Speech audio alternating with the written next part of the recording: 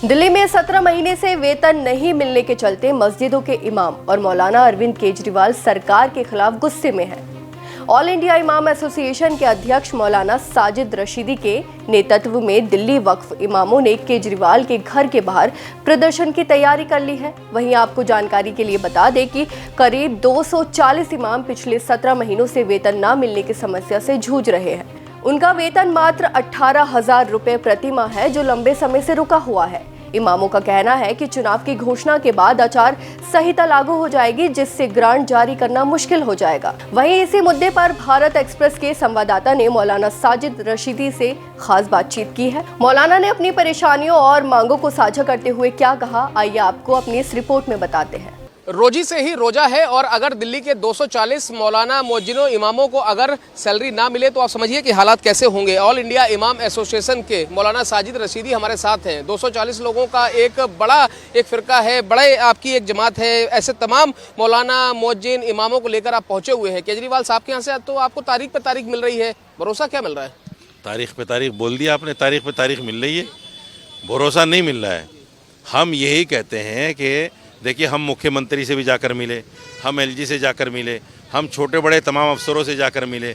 हम ये कहते हैं केजरीवाल जी हमसे मुलाकात कर लें और हमें बता दें समस्या क्या है, क्यों नहीं मिल। हम केजरीवाल के ख़िलाफ़ नहीं हैं, ना हम किसी पार्टी के हिमायती हैं। हम तो अपना दुख दर्द लेके आए हैं। लोग हमारे ऊपर इल्ज़ाम लगा रहे हैं कि साहब ये सियासत कर रहे हैं। सियासत से हमारा कोई लेना देना नहीं है।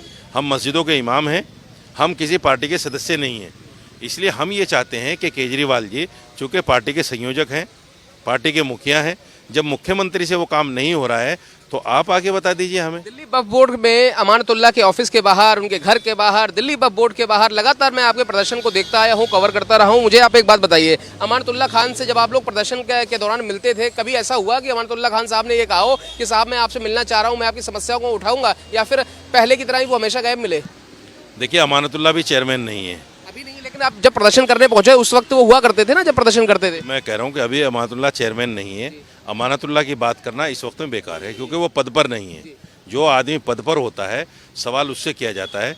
अभी वो पुरानी याद हो गई हैं, अमानतुल्लाह पुरानी यादें हैं। लेकिन उन्होंने भी तो नहीं दिलवाया। अगर उन्होंने दिलवाया होता तो बात समझ में आती है। नहीं, सवाल ये नहीं कि उन्होंने नहीं दिलवाया, सवाल ये है कि फंड क्यों नहीं आया। सवाल ये कि फंड क्यों नहीं आया। ये अटकी, कभी एलजी साहब के यहाँ आप लोगों को भेज दिया गया, कभी डायरेक्टर साहब के पास भेज दिया गया, कभी ये कहा गया कि दिल्ली सरकार से जाके मिलिए, उनके नुमाइंदों से मिलिए। एलजी साहब तो ये कहते हैं, हम एलजी साहब से मिले हैं, उन्होंने कहा कि भाई हम तो कभी भी इमामों की फाइल नहीं रोकते। अब पता नहीं उनका सियासी बयान था या सच कह रहे हैं वो, ये तो वही जानते हैं। लेकिन वो ये कहते हैं कि भाई हम इमामों की फाइल नहीं रोकते। समस्या क्या है, कहाँ है, फाइल क्यों रुकी है, पैसा क्यों नहीं मिल रहा है, ये तो यही बताएंगे ना। ठीक बात है, पैसा क्यों नहीं मिल रहा है, सियासी बयान है, और सियासत की बातें बड़ा देर से समझ में आती है, और आम जो इमाम हो उसको तो बहुत देर से समझ में आती है। क्या समझ में आया? हमें तो ना राजनीति करने आते, ना हमें राजनीति मालूम है।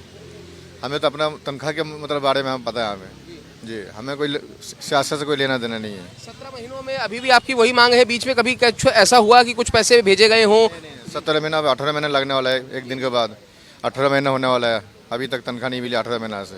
तो आप देखिए, दिल्ली के लगभग 240 मौलाना मुअज्जिन इमाम केजरीवाल के आवास के बाहर पहुंचे हैं। उम्मीद यही है कि 17 महीनों की सैलरी रुकी हुई है।